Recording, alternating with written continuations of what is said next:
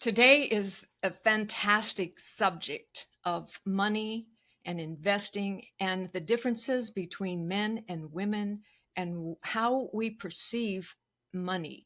And I know that Rich Bernstein, as CEO of this institute, it's a coaching institute called Mars Venus, represents coaches all over the world that work with men and women to on various different topics, but here today we're going to be focusing on money and investing. And so I'm here to ask Rich some amazing questions. I do know that he has been working closely with the famous author John Gray, right? And I know that you'll be telling us a little bit more about that, Rich.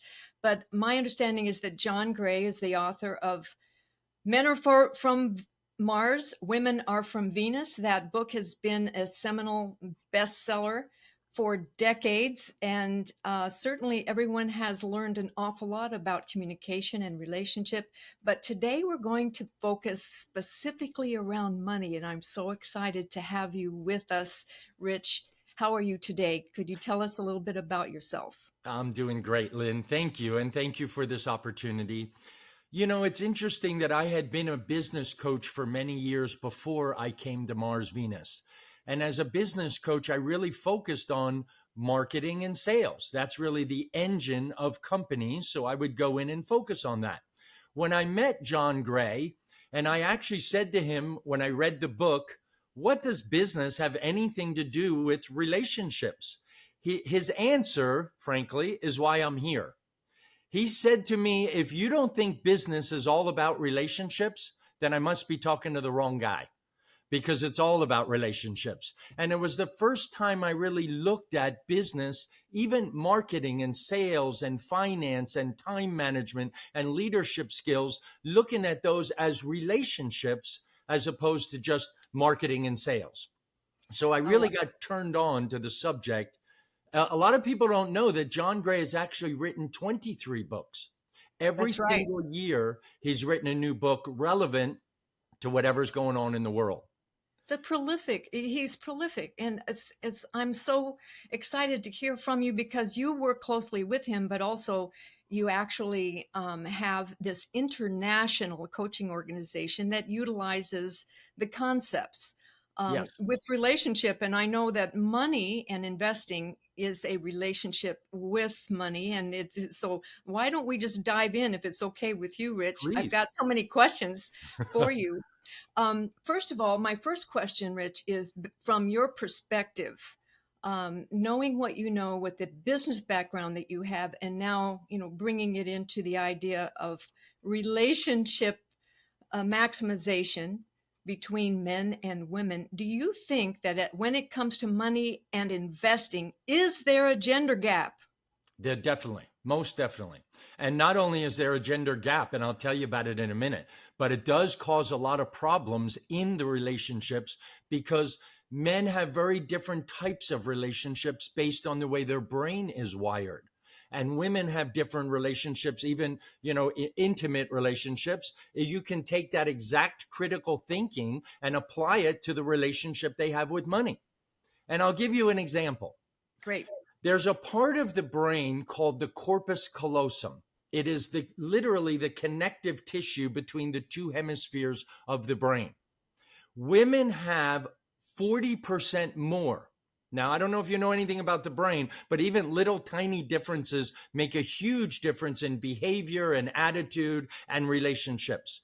40% more means that the left side and the right side of the brain, we know there are two hemispheres, in a woman's brain are actually talking to each other all the time. And in that means that women see everything connected to everything else. Their relationship with money is connected to their relationship with their kids, the same relationship with their boss, with their husband, with their friends. That is all connected. In a man, they can only be on the left side or the right side of the brain. Men have a hard time thinking and feeling at the same time. So the And compartmentalization. exactly. And Okay. therefore, their relationship with money is very linear. It's 1, 2, 3, 4, 5. With a woman, it's very fractal. It's 1, 5, 2, 4, 7. Which And all they makes see this. sense. And they see this bigger picture, even when they invest, or their relationship with money and saving, or how they're going to spend it. There's also another part of the brain called the gray matter and the white matter. This is Mm. fascinating. If you were to cut on the top of the brain and take the top off and look down into the actual brain itself, women have 6.5 times more white matter than men do. That's a huge difference. Men have 10 times more gray matter. Very interesting. White matter collects data. Gray matter makes decisions. So men make quicker decisions because they need less data to make that decision. Women always accuse them of, oh, you're just impulsive. You're going to buy this stock or make this investment or buy this car or things like that that are very linear. They need less information to make the same decision that a woman does. That's fascinating. It's unbelievably fascinating. Well, when I have been thinking about these differences, and I love it that you're saying that the brains are actually wired differently, even Yes. constructed differently. Um, that's something that we want to, consider very, very seriously. But the ramifications of all this, most of my clients have always said, I have a great marriage. Love my husband, from the woman's point of view. But the one thing that we have difficulty with as a couple is money arguing. So Mhm. it seems as if all of our arguments are about one topic, and that is money. It always like sifts down, uh, possibly lots of different potential arguments, but everything underneath it has to do with money. And so, could you talk about a little bit, maybe between men and women? Why is it Uh, that these arguments filter It's down a great question. And money? I'm going to tell you something. The answer is not about the fighting over money. It's about how they see their relationship with money that is the bigger problem. That's underneath it. It is not the money per se. Yes, they see it very differently, but it's the way they see it differently is why they're arguing about it. If I can teach a man client how to understand why she sees it this way, why she wants to make decisions based on consensus where he does not. Why is everything connected to everything else? Why does she need more information to make that same decision? He's thinking, why don't you just shut up and make a decision? And she's saying, why are you so impulsive? It's not the money that is the challenge. It's the way we see the money that it's the challenge. Now, the beautiful thing is we can feel sorry for men. We can feel sorry for women, or I use it as my superpower. I say to my wife, now that I understand how she thinks, I go, well, what do you think about this? And I'll go a little slower, knowing that I'm ready to pull a trigger. I'm ready to make a decision. I don't need to talk to friends and family and have a consensus the way she does, but I'm willing to give her that. And then I want her to understand the way I think as a man is very linear. I'm not making a quick decision that I want to buy this one stock, which, by the way, is another investment difference, is women tend to like the more longer term investment, the more longer term, like a portfolio, as opposed to a man will say, I want to buy Apple or I want to buy Elon Musk's, Tesla. They typically do it on a quick feeling.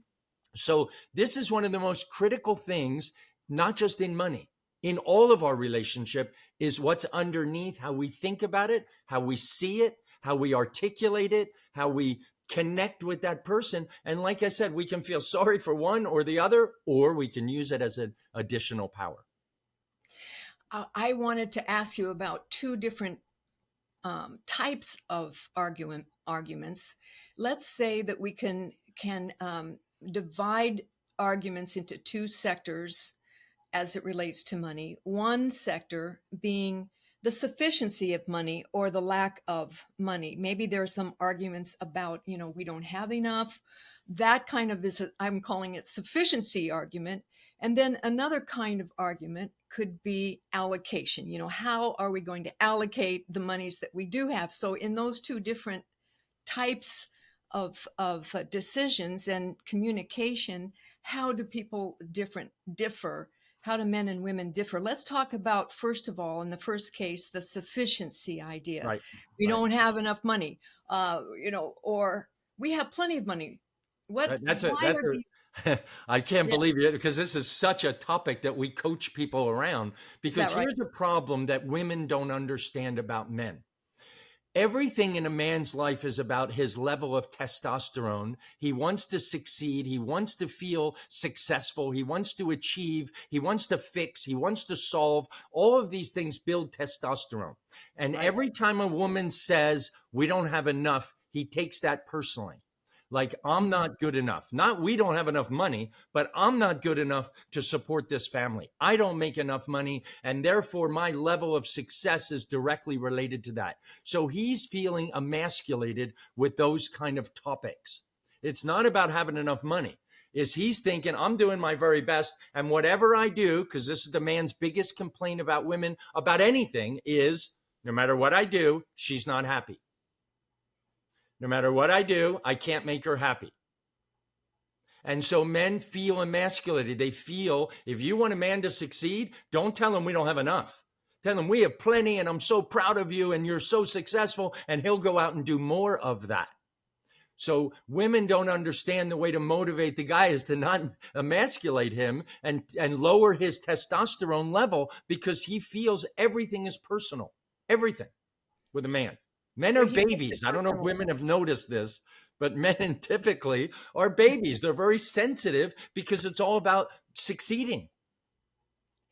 Well, uh, in the event that there really does need to be more income coming in, and the woman is speaking from a point of need, can a woman communicate a little bit better regarding money so that she doesn't emasculate or offend or bring the Great question. Great testosterone question, down? Lynn. And I'll tell you right now, if she were that kind of supportive woman, she would talk about things like a side hustle, a little bit of extra money. We can do a side business. What can we do how do we encourage that man to get a promotion, to work harder at work, to save a little better, to live below their means, so they can really look at what is the budget? Who's doing the budget? Is it based on their house payment or their car payments or their insurance, or are kids going to college and have changed circumstances? Things like that. We have to look at, and that's the thing, is the women are looking at the bigger picture down the road. What about college? What if we have another baby? What if we have grandchildren? What about he's thinking about, what's my next promotion? None of that is connected to anything else in his life. What I hear you saying, correct me if I'm wrong, is that the woman has an opportunity here, because we have a tendency to see larger picturing, to excite and invite, Yes. a And conversation, encourage and and encourage, inspire. And yes. inspire, so that we can have conversations about, well, what if? What if we can do? What if we can have higher resources? What are the resources that are possible And here? let's do it as a team. And let's do it as a Not team. as a we don't have enough, we don't have enough. And this is very typical, that women don't understand how to communicate better, regardless whether it's money or anything else. It comes across that they are complaining. That's how men see it. Even And if we don't think that we are you complaining, don't see it that we're way. just You stating don't. the facts You here. know how women look at a complaint? As a request. Do you know how men look at a complaint? No matter what I do, you're not happy. We Ah, connect complaining with your happiness. That's a big problem that men, and I teach it all over the world, is she's not saying I'm not happy. She's just not happy with this particular issue, or whatever it is that you've done, your behavior, but it has nothing to do with her overall happiness. You're connecting those. mhm. That's fascinating. So on that topic, I do want to get to the allocation of assets that let's go there now. What, on the other hand, let's say we have plenty of money. We've accumulated assets. We've done well as a couple. And now in the investment area, we Right? are allocating assets, hopefully as a team. But how does this differ between men and women in terms of the way they see investments.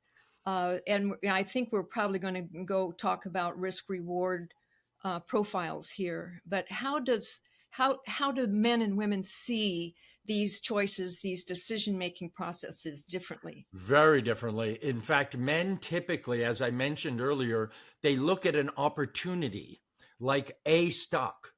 Women want more longer term security, like a portfolio, like working with a fund or something like that. They want that safety and that security, and men are not really looking at that when it comes to investment. They're saying this one stock will do well. I feel good about it. I want to buy that one, and they'll buy individual stocks. Men typically don't look for advice from people. I know what I'm doing. They really don't like I said, that testosterone building activity is don't tell me what to do. My recommendation to couples, however, is compromise. Do a little bit like this and a little bit like that. Men tend to be more risky. Women tend to be more risk adverse. You mentioned it a little earlier. Absolutely, because they don't want to have to start all over, or they worry, what if he's not around, or, down the road. Again, everything's connected to everything else. In a man, it's not. I'm just thinking about this one stock. It's going to do well. And if it does well, we make money and I succeed. So men are almost always looking at things in terms of success. Women are looking at terms of security, longer term security. So that has a lot to do with it. And I always recommend, let's meet in the middle. Let's do a little of this and a little of that. And let's look at allocation in a lot of different ways. It's interesting. One of our courses that we teach is what's called gender intelligent leadership. How men and women lead and are led very differently. Another one is gender intelligent sales. Well, we just came up with a new course just recently. It's called Gender Smart Fraud and Risk Management. How men and women commit fraud differently, and what do they do with the money? When a man commits fraud, guess what he does? He buys a sports car, he buys suits, he buys a watch, he buys, things that make him feel successful. What does a woman do? She buys an apartment building, she buys, assets, she buys investments. It just shows the way the brains are wired, that women really look for security and men look for what's going to make me feel or look successful. Well, it's funny that you should say that, but certainly it's funny that you should say that because it's in the context of fraud. But in my experience, I'm going to flip that. The other part of that coin is, in my experience, it's quite similar that let's say one comes into newfound money by means of an inheritance, for example. Okay. And it's very similar in my experience. An inherited couple having inherited new capital, the man would have very much want to go out and buy. In fact, I have a brother who inherited some capital and he bought an airplane. I have a client who inherited capital. He bought a boat. But my sister who inherited the same amount, a down payment on a real estate for rental property. My point exactly. I rest my case. Yes. My case. I mean, this is real. Yeah. Inherited. And what also is kind of interesting, I noticed, was that when a couple would come to talk about their inherited capital that one or the other had inherited, but the couple would come to the investment advisor, which I was at the time, my past having been 35 years as a professional investment advisor. I had noticed that, let's say the woman was the one who inherited the capital. The man was very dominant in wanting to make sure that that capital was protected. And it was in hindsight, I always was interested in how the man felt like he needed to protect his wife against any contingencies that that investment would be mishandled in any way. Because listen, when a woman has success without him, he feels emasculated. As I said before, everything's about building testosterone in a man. That's what we strive for. So in this case, she got the money, but he wants to have some sort of input, some sort of control, some sort of let's do the smart thing with it. Then at least he feels successful rather than do whatever you want with it. Do you know what I mean?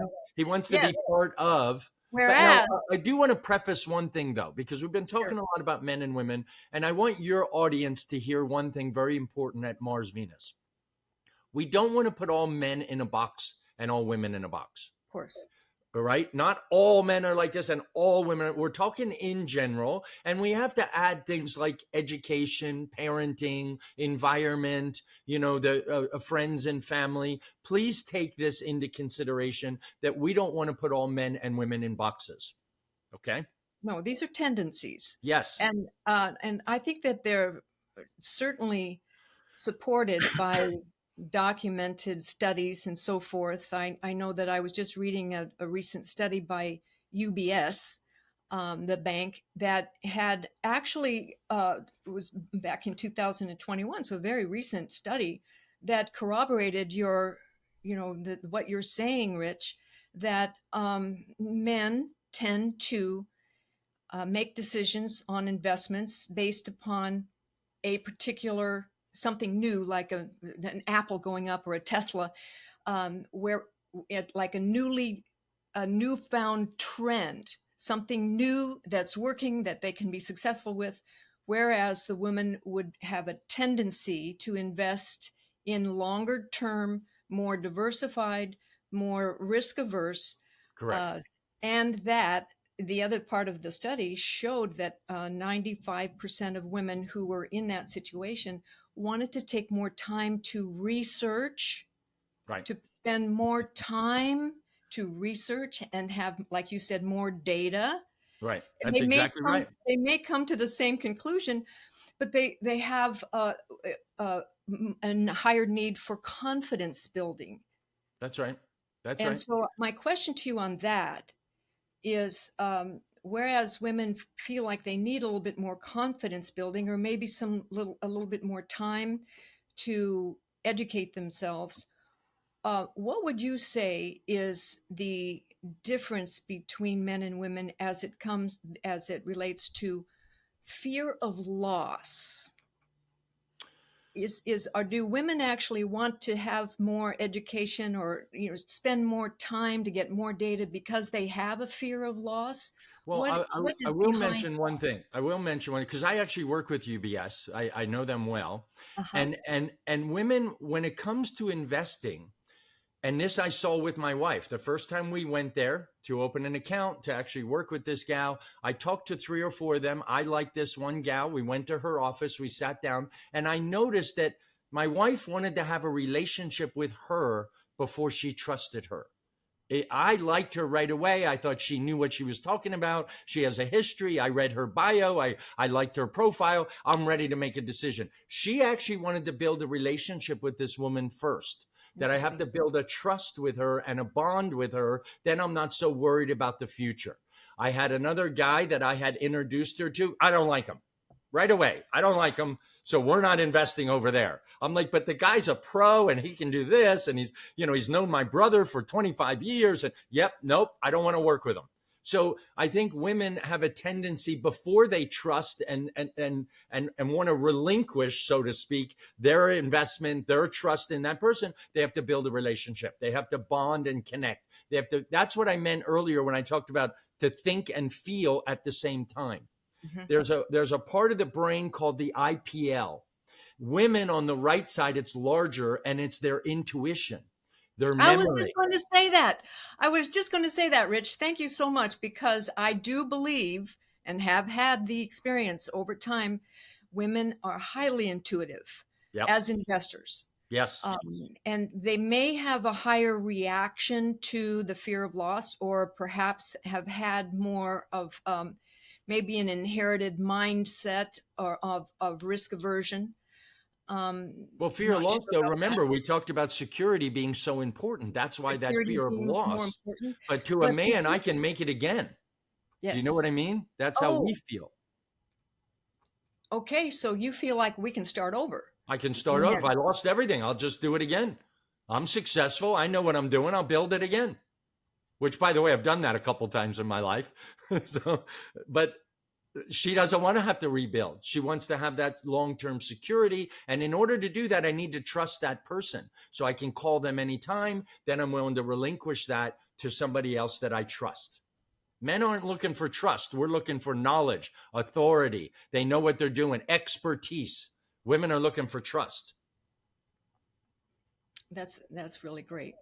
Um, as it relates to now, could we move to investments? Sure. Um, there's been a recent article, I think it was an op-ed in CNBC, that said that let us let us now give credit where credit is due, that actually women are a superior sex when it comes to being good investors. And the article was so cute, I thought, because the article said, once and for all, we're going to debunk the old wives' tale that men are better investors. And so when you read the article, it talked about how women have a higher intuition, they have a longer term tail, long term tail in terms of their vision and what it is that they're wanting to have happen over long. But also, the article pointed out that women now have a higher sense of values.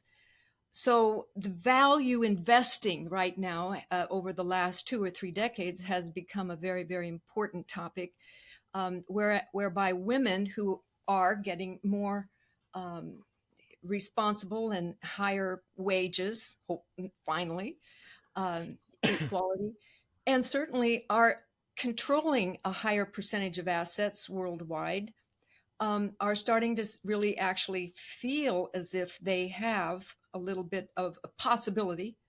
And the article was talking about this idea that they not only see money now as a tool. I'm talking about women. The article said they see money as a tool for impacting positive change, Interesting. and they want to invest their money according to their values, and that men don't really quite, they're not quite there yet. But so in other words, the article said that women are actually taking a leadership role here.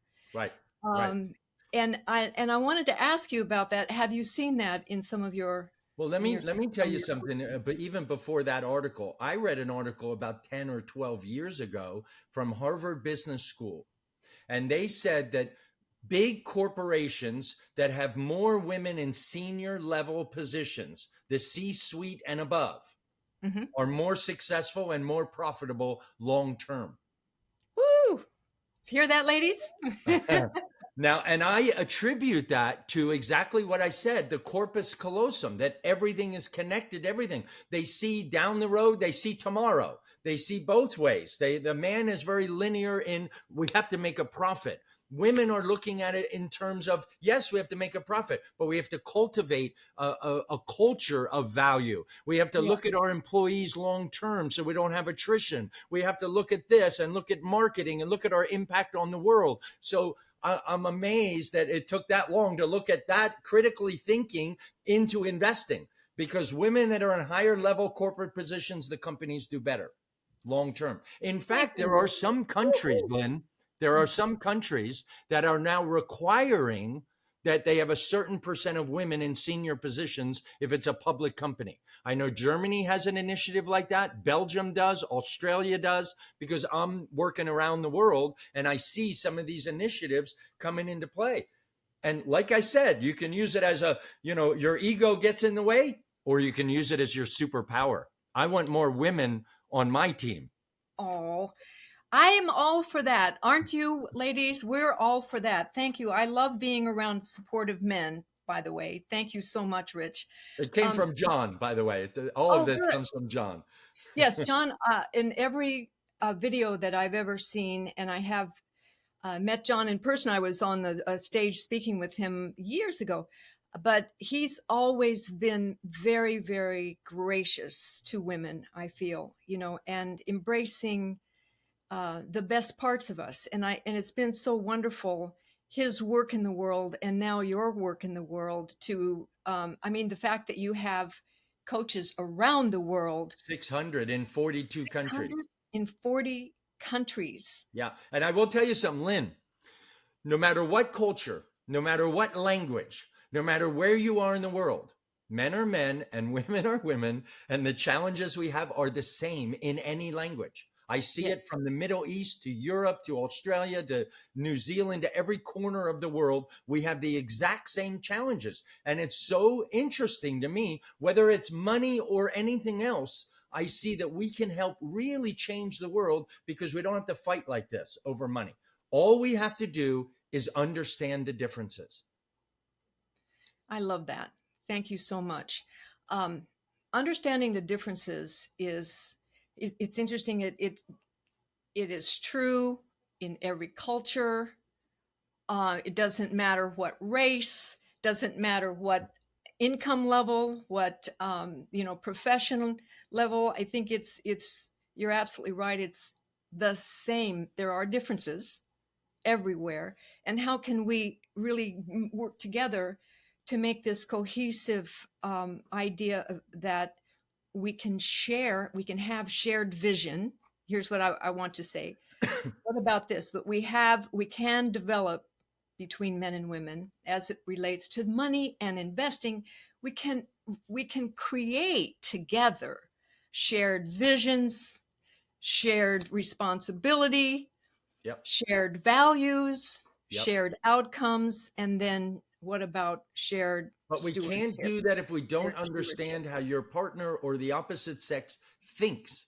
Because all we're doing, if we don't understand that, is saying they're wrong. It's not about the money, their thinking is wrong. Do you know? And this is the example I use with a lot of clients. Lynn, if I'm standing in front of you and I take a big marker and on the ground I draw a big number 6, what do you see? A nine. Who's right? Who's right? Me or you? Right.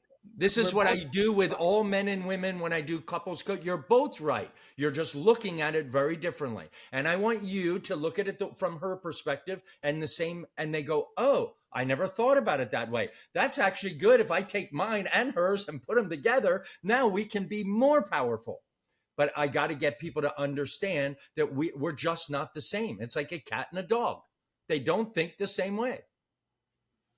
I think that's wonderful. One of the things that I'm very passionate about is helping women to have a higher level of confidence when it comes to money, to their money, and to understanding. And that's why, my objective here is to take some of the wisdom, real world market wisdom that I learned over 35 years of being, managing assets, managing portfolios, working with couples, men and women, um, to accomplish and achieve things over time.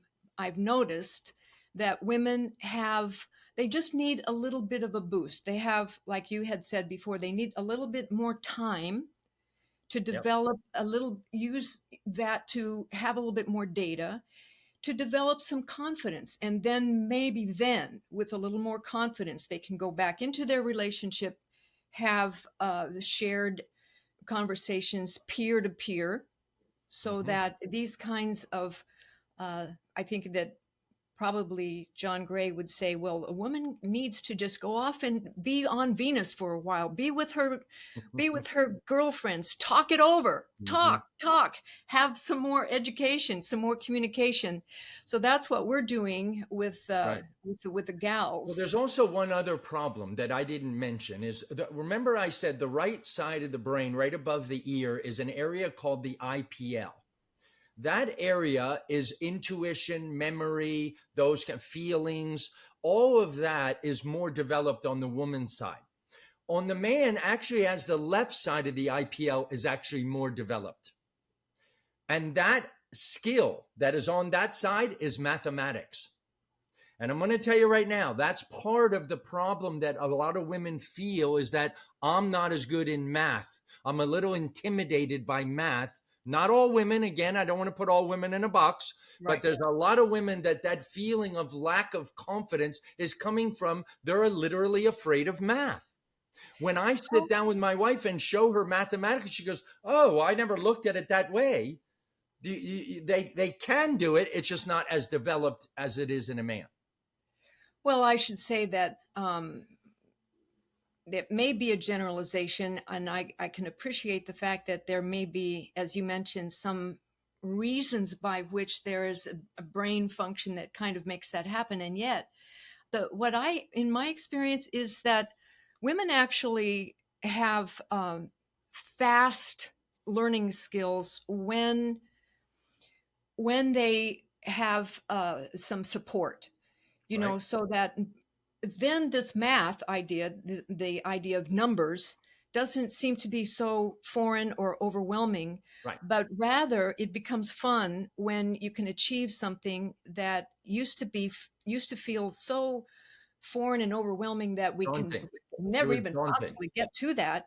Right. But with some support, Right.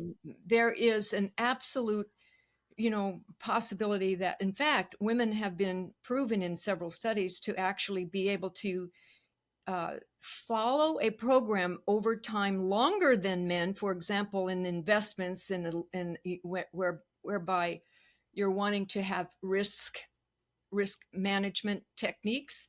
Women are really great, and this has been proven historically by some studies that I don't have the name of right here with me, but women are really great at utilizing stop loss orders and in making sure that they have a strategic long-term following a strategic long-term plan, whereas many men statistically have been proven that they'll follow a plan for a period of time and then shift Right. around and try Right. other things.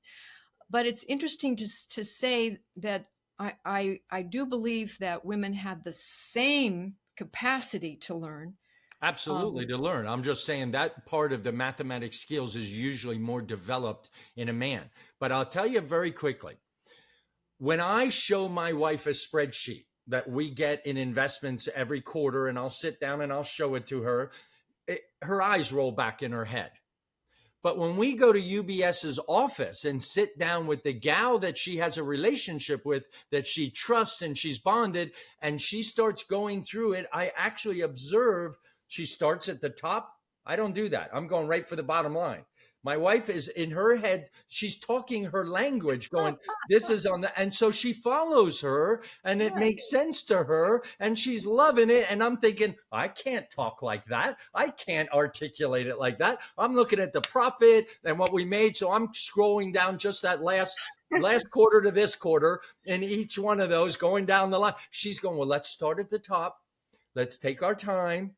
It's just that's so right. differently explained coming from a woman that she trusts. Isn't that great?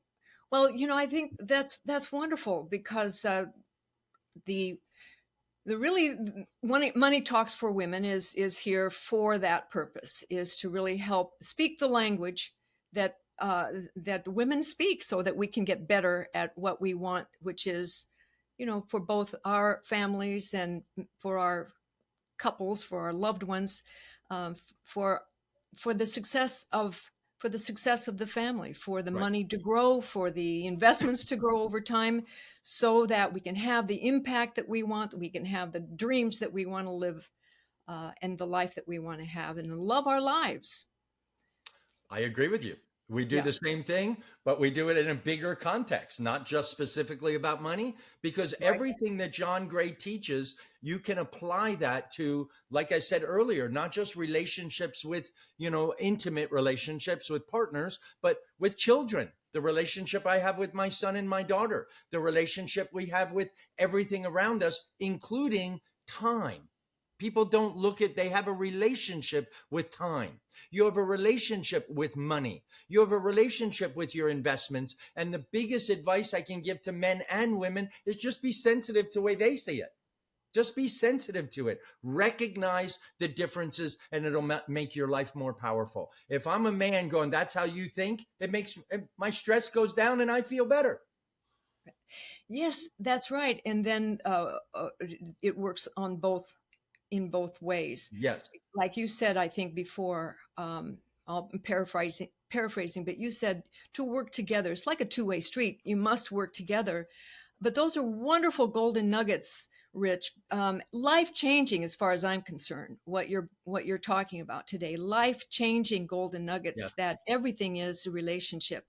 That we can have a better relationship with our money. We can have a better relationship with our investments, and certainly have a better relationship with our spouses and significant others, with which and with whom we are partnering Right. to make better and more joy And in here's life. another one last caveat I want to add. If these people that are following you and are on this podcast have children, remember the way you treat each other is the way they're going to do the same.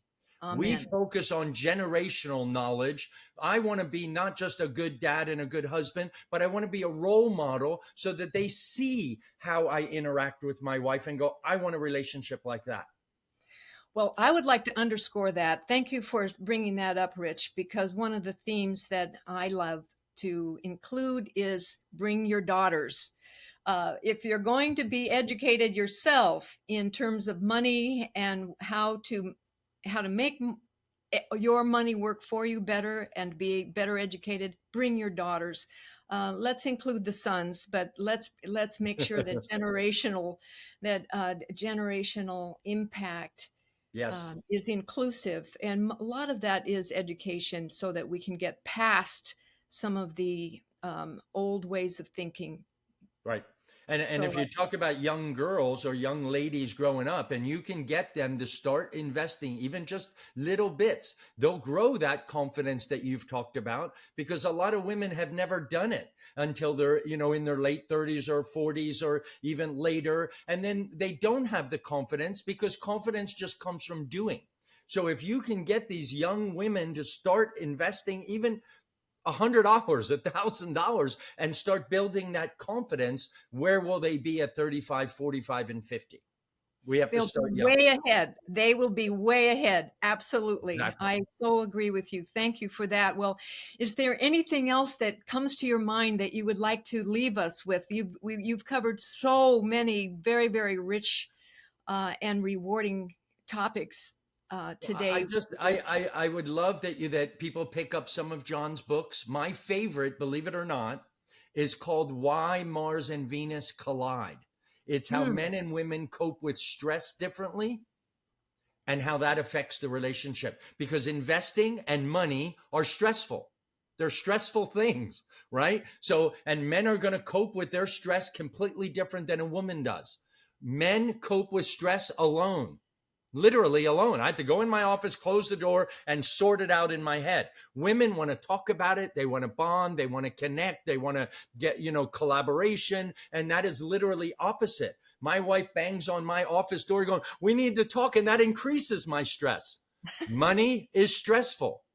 And investments are stressful. So reading that book is the biggest advice I could give. It's an amazing book. It has a lot of the science around the brain and how we act and react very differently and how that affects the relationship and stress.